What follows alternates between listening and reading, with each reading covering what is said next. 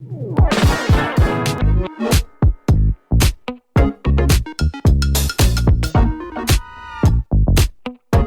to Apple One-to-One. That's right. It means it's time for the only Apple podcast with two former Apple retail employees. It has been a long time since we've been back here doing a podcast, but there was a scary event that happened recently, and we had to talk about it. I am Will, TLD, the former Apple specialist, creative and genius, and owner of WV Productions. If you need your wedding filmed here in New Jersey, there's only one guy to call, and that is me. But I'm always here with my partner, my friend, my former Apple creative, my former retired book publisher, soccer mom, Jurassic Park owner, black coffee drinker, the juror number 12, the retirement home president, Mr. The Keto Trout Drummer. Because of me, he's keto. Frank Funk is here. Hey, that's what's going on, man. Not much. It's been a while since we've been face to face. What's that?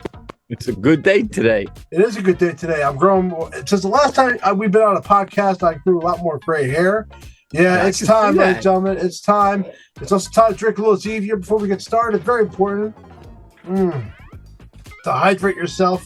And we have to talk about what happened earlier on October 30th. For you, what published this on Halloween. So happy Halloween, everybody. So I'm excited. My son here, because we live in Toms River, they get to have Halloween the day before.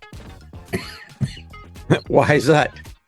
Because they have like the biggest parade, other than the one in the village. They have the second biggest parade in probably the United States. So by law, actually have Halloween on the 3rd. So everyone could attend the parade on the 31st. So we get kind of two Halloweens. We celebrate yesterday, and then obviously we are celebrating Halloween. So exciting stuff. Yeah, very good. I'm sure Luke's enjoying it. Absolutely, man. We have Jurassic Park. We took one of those blue rolling, whatever they're called, cars, and then she spray painted, got the decals. It's Jurassic Park themed because I'm Alan Grant. She's Dr. Sattler. So it was really cool that we did something like that. So very fun stuff for this Halloween. But Apple did something even better than that because they came out with a new series of chips. This is a surprise event that last week was announced, and now here they are. They are a new series of chips called the M3. They are introducing three chips at the same time. We have the M3, we have the M3 Pro, and the M3 Max, and that comes with three Macs that came out today. Yeah. The new MacBook Pros, which are the 14, 16-inch MacBook Pros, and the iMac got the M3 treatment. Finally waiting for the iMac to get caught up, and they still didn't bring out a 27, but 24, I think the 27 is gone for good. Well, I think there's a lot of businesses that would not like that because I think people want that 27-inch. I can tell you right now, based on even my own experience working in a educational environment as my main job, they want a 27-inch screen. I'm sorry, They just do. And 24 is fine, but I just don't think everybody wants a 24. So hoping that since Apple did not announce a Pro or a Max going into these iMacs, that the next announcement that they have that will include those items will be the iMac Pro. And that's the hope that we can hope for, right? So what was your overall, the one thing I thought that was great, which was a reveal at the end, and I love this. They shot that entire keynote with an iPhone, and they edited it on a Mac. So, which was a nice little nod that they did use an iPhone 15 likely to record this event, and everything looked tremendous. Obviously, there was a spooky theme. It was really cool to see Apple Campus at night, and that was obviously the idea. Yeah, all dressed in black. All dressed in black. Well, it was a half hour long, very quick. Did not take up much time of your evening to watch this. So, overall thoughts of everything we saw before we go into some of the announcements. I mean, the first part where they went through all the specs of the M3, the M3 Pro, the M3 Max. I mean, for me, okay, but what I wanted to see was more towards the end. All right, these are the machines we're putting it in and the price points. So that's what I wanted to see. The tech stuff, I mean, it's important. I'm not saying that. I'm just saying that I was more excited that they announced the chips and tell us what machines they're in. That's Yeah. where I So what's interesting now is that the M3 MacBook Pro now starts with an M3 chip rather than a Pro. So one of the plus sides of that is that the price went down because with MacBook Pros now, if you go back to the ones that have been announced, they've only had a Pro and right. a Max chip in it. They are now offering a regular M3 chip to be in the MacBook Pro, which I don't know, is a little weird, kind of almost like doesn't give Pro level other than that the hardware is Pro because of what Well, you're getting with it, I, because of the I think that display and might the have SD been card. I think that might have been directed towards those people that want a 14-inch screen, Mm-hmm. and maybe they're doing some some light movie production, some light music production, word processing, keynote stuff, but they want that 14-inch screen. I think that's where that fills that void there. They don't have to go to the Pro chip when the processing they're going to be doing wouldn't really require it. You know what I Mm-hmm. mean? Yeah, and That's right. we just came a new, a 15-inch M2. So now we have this 15-inch MacBook Air, and now we have a 14-inch MacBook Pro. And obviously, you have to compare the specs of those two because now they're pretty close together. You're just looking at design being the only, and obviously the chip has been upgraded. That's obvious. But the architecture of the M3 is obviously much better. Yeah. But you're also looking at, how much is the chip of the M2 to the M3? Definitely not as big of a comparison like to the M1, which they did kind of break down. So Yes. it's just very interesting. But it has more memory. That is one thing. That is something you're going to see in there. So there is going to be some spec differences. It's going to be very hard to try to explain it. I would say between the pricing of the Air now, the 15-inch Air, and the it's $12.99 compared to $15.99. So $300 gets you Right. this feature. You Yeah. have to try to explain it. Now that's the thing you have to try to do is there a $300 value there? Yeah. Right. Because Well, the only thing that's really different, memory is the same, storage is just higher, 512 compared to 256 on the Air. So and then of course the XDR display is obviously a big thing. Obviously the size, the battery life, which was a major oh yeah. improvement. Did you see Yeah. that battery life? That was incredibly They're talking high amount. 22 hours. I'm like, that's I don't know. That's You're the impressive. one. If you can get 22 hours with your video editing, that's amazing. Yeah, I think that's an incredibly amount of battery power. And this is where the M3 architecture, the 3 nanometer architecture, is what's in the M3, which is Right. a first in a laptop. And you could see how that is now playing a role, especially in the battery life. So, like, if you had to tell someone for $300, besides screen time, which is a minimal of 0.9 inches, Right. Right. you're getting all this hardware, this M3 version of the chip. For now, it looks great. If the M3 goes inside of that Air, it lessens it a little bit. But right now, for $300, is it worth that value? That's what you have to try to figure out when Well, you're trying again, to I shop. think it's going to come down to what the customer is saying you're going to use it for. That's Mm-hmm. going to be the thing. Or are they going to use the horsepower of the chip? If you're doing basic work, you won't need that. Yeah, that's the only thing that will make things harder now with the MacBook Pro is that it doesn't start with a Pro lineup of chips. It starts with a basic chip. And Right. that's what we have to explain when you're trying to value. So that's why the Pro is it's a little weird. It is a little weird. One of the values, though, of having a Pro and a Max now is a new color because they got rid of the space gray. They darkened it just a little bit more. And now we finally have a true space black Mac, which is awesome. Takes us back to the MacBook days where they had a all in black machine. It's been a while since we've had an all in black Mac, so it's good to see that they have brought that back for this model. Just remember that color was a premium. You paid more for a black Mac. It was a premium. Yes, you did, and you still do in ways. But the price stayed the same. You know, $19.99 is the starting Yeah. price for the Pro, same as it was before. Same thing with the 16-inch. So nothing has changed as far as what you're paying for it. So they had to do something special, and that's where the Space Black came in, which is great because I think it's another way to convince people to, you know, it looks nice. You know, you have the MagSafe that matches that color. So it's great to see that they did a little something different. It wasn't just the same hardware. Now the look of it has changed, which is great. I think that's an added value there. But I'm impressed. Now you have to ask somebody: does someone with an M1 Pro or M1 Max? I'm not even going to include the M2 because there's no reason to do that. Right. But from an M1, like I have an M1 Max right now, will I value? Well, I get the value out of a 16-inch. And I still can't say no because I love this machine so much that I have right now in front of me. It does everything I need to do so fast.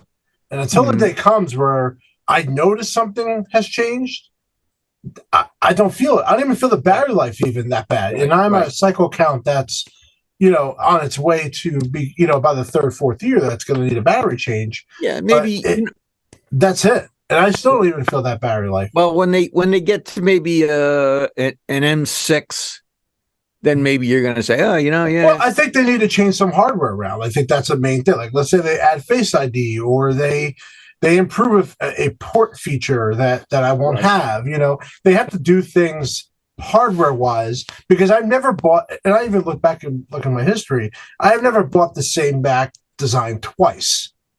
Right? I've always had a different designed Mac every time.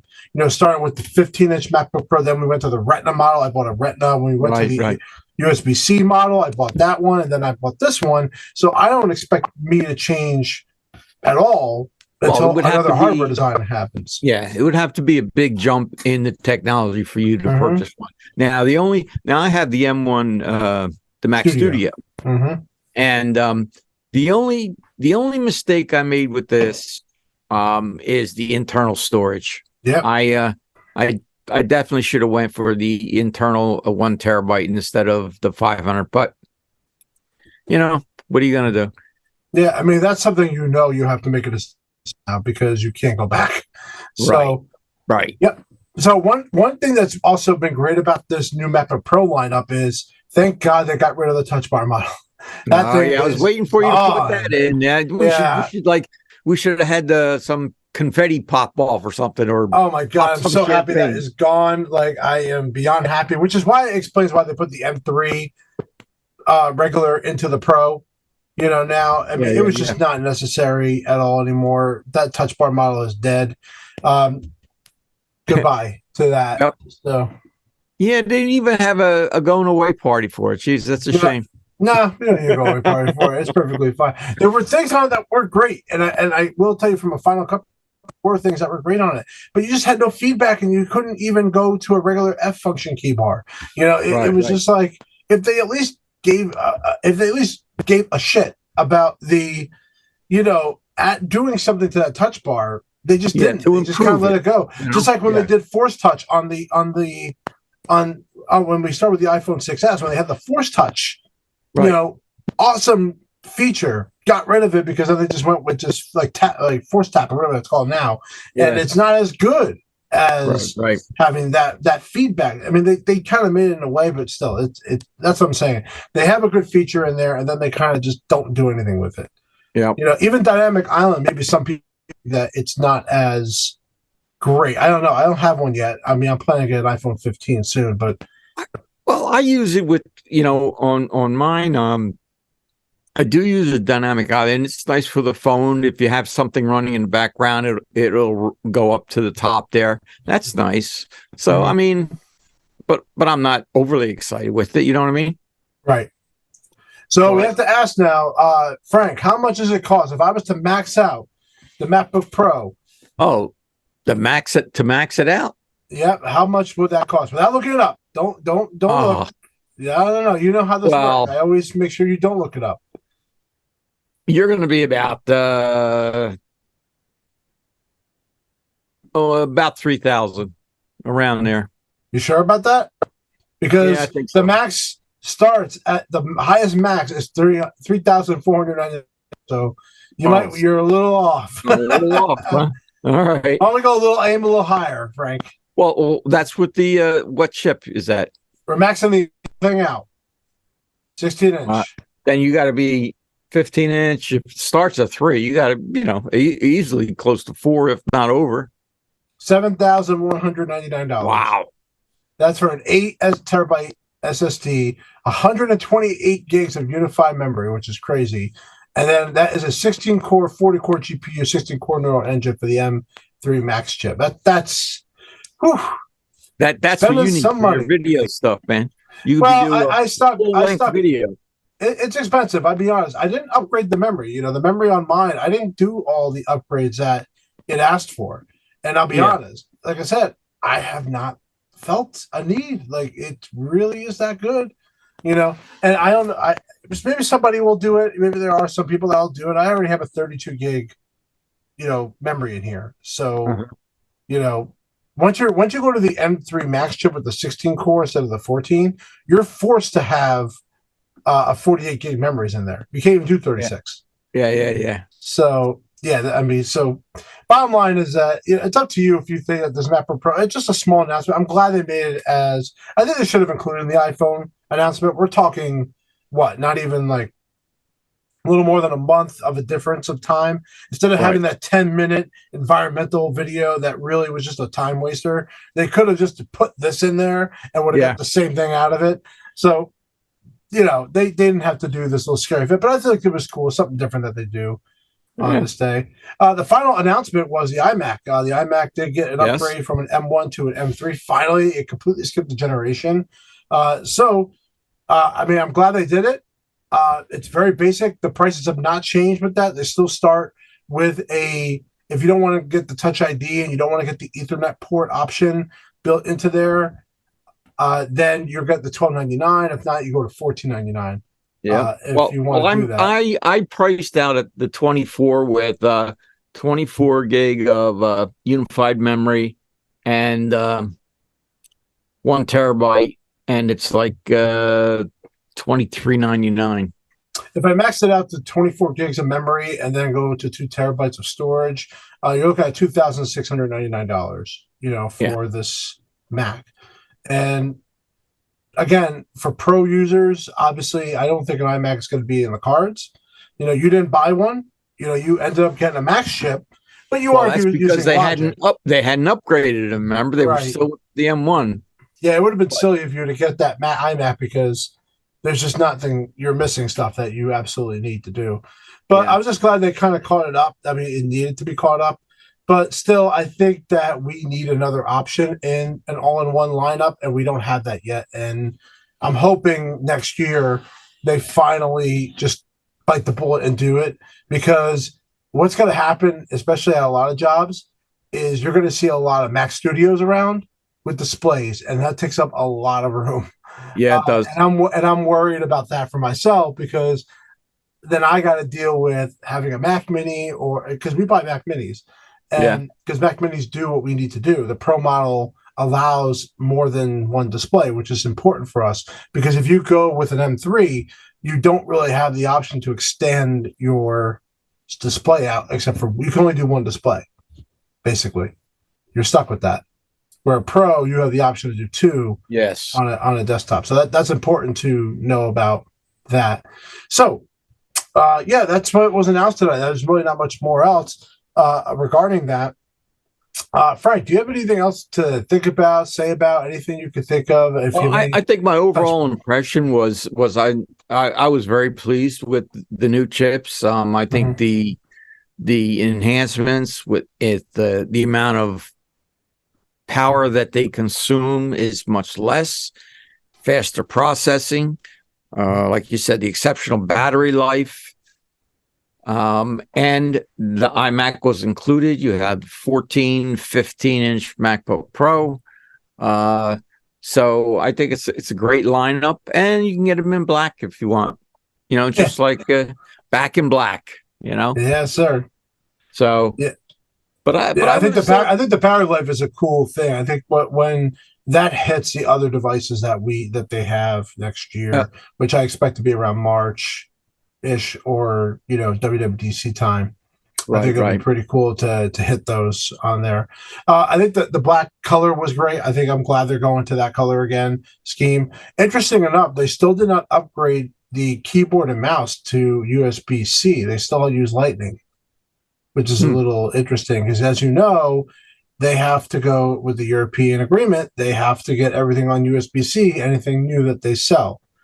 Obviously, I don't think they have to do it to older products, but anything new has to be on USB-C. So I'm assuming they're going to sell the iMac at the same, everything's going to be the same. Maybe when they come up with a Pro model, which is a different model number, they're going to have to bite the bullet on it. But right now, those are still USB, they're still Lightning connected. Yeah, but that's only to charge them, right? You don't have to leave it connected. Yeah, but remember, legally, anything with a charging option in it requires a USB-C port. Oh, okay. But they're not upgrading the hardware of those devices. It's the same. Nothing has changed physically in them. So that's why I think they're allowed to get away with it. But if they were to come out with a newer design, they absolutely have to go USB-C by that point. So we'll see what happens with it. Again, you could be in the market for an iMac. I think, like my parents, this would be perfect for them. That iMac, they will totally like that version, and that's what I think it's for. I think it's for people who have iPads as a portable, and they have the desktop unit there, just there. Right. Beyond that, they're never going to need anything beyond it. So I think it's a great upgrade. I hope that we see some content from creators on the speed differences and things like that. The battery drainage, I'm really curious to see that battery life. Because that's a game-changing amount of battery, which we already had one game changer now of M1s and M2s, and now here we are with another big game changer in battery that no one has touched yet. I mean, and they are 3 years ahead of everyone else. When they said 22 hours, I went, what? That's crazy. I couldn't believe it was that long. That's an overnight thing, basically. That's crazy. So exciting stuff, Frank. I'm so glad we got back on the podcast. We hope you guys are enjoying all of our training videos. We keep popping those out every week, so you guys have some great content. The amount of subscribers that we have is amazing. What growth that we have seen here. We want to thank you guys. Please watch them. And if you have any requests for any kind of videos you want us to do, we'd love to hear them. I would love to do more content skewed towards you guys, what you like. We've been doing training videos for many years now, and we've had over 3,500 subscribers. So thank you guys very much. And I hope that when you listen to the podcast, go back and listen to all the other great stuff that we have already produced. And we'll keep going every week with some new content. So, Frank, anything you want to say before we head out? No, man, you did a great job as always. It's just wrap it up. And it was good seeing you. It was good doing the podcast. And we had some great stuff in a very short visit from Tim. Yeah, and a scary one. Ladies and gentlemen, thank you very much for joining us for this amazing podcast. And I love every single one of you. I would like to take this opportunity to thank you for viewing our content. Don't forget to click the like button and subscribe so you can see all our training videos as well as links to download our podcast.